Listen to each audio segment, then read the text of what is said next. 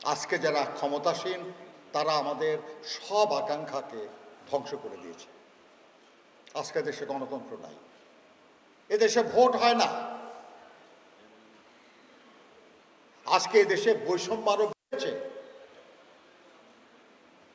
International report বলে যে জনসংখ্যার হারে বিবেচনা করলে বাংলাদেশে প্রতি বছর যত কোটিপতি তৈরি হয় বিশ্বের আর কোনো দেশে এত কোটিপতি হয় না। তাতে তো মনে হয় যে বাংলাদেশ অনেক উন্নতি করতেছে। কিন্তু অন্য রিপোর্ট যেটা বলে সেটা হলো যে বাংলাদেশে প্রতি বছর যে পরিমাণ মানুষ দারিদ্র্য সীমার নিচে চলে যাচ্ছে এটাও সর্বোচ্চ। অর্থাৎ একদিকে কিছু মানুষ, হাতে গোনা কিছু মানুষ অনেক অনেক সম্পত্তির মালিক হয়ে যাচ্ছে, আর একদিকে হাজার হাজার লক্ষ লক্ষ কোটি কোটি মানুষ আরো দরিদ্র হয়ে যাচ্ছে, নিঃস্ব হয়ে যাচ্ছে। এরকম বৈষম্য বাড়ানোর জন্য তো আমরা স্বাধীনতার যুদ্ধ করি নাই। নগদের কাছে সব গ্রাহকই প্রিয়, তাই তো সারা দেশে ক্যাশ আউট চার্জ সবচেয়ে কম। আজকে আমরা যারা হালাল উপার্জন করি আমাদের সংসার চলে না। এই অবস্থার পরিবর্তন দরকার, এবং পরিবর্তন কেমনে হবে? আজকে আমরা সংখ্যাগরিষ্ঠ শ্রমজীবী মানুষ। একটু আগে শিমুল বিশ্বাস সাহেব বলেছেন 7 কোটিরও বেশি আমরা শ্রমিক কর্মচারী, কিন্তু আমাদের গুরুত্ব নাই।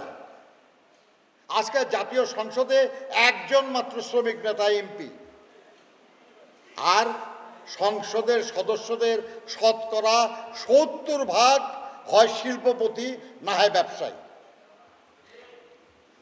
তার মানে 300-র মধ্যে 210 জন, একজন আর 210 জন।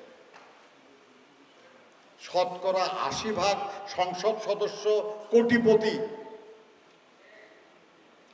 আমি শ্রমজীবী মানুষ 2000-4000 টাকা বেতন বাড়ানোর জন্য আন্দোলন সংগ্রাম করে চলেছি, আর তারা সবাই কোটিপতি।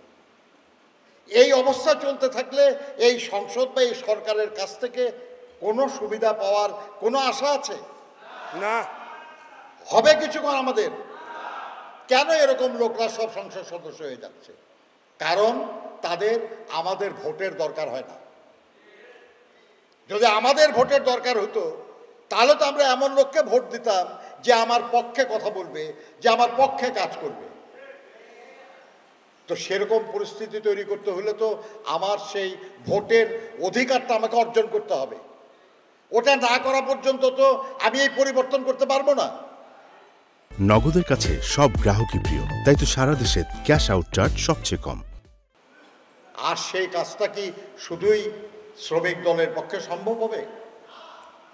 আরো শ্রমিকদের ঐক্যবদ্ধ করা লাগবে, এবং রাজনৈতিক দলগুলি যারা আমার এই অধিকার ফিরিয়ে দিতে চায় তাদেরকে শক্তিশালী করতে হবে, তাদেরকে সহযোগিতা করতে হবে, এবং এই লড়াই করে আমাদেরকে বিজয়ী হতে হবে।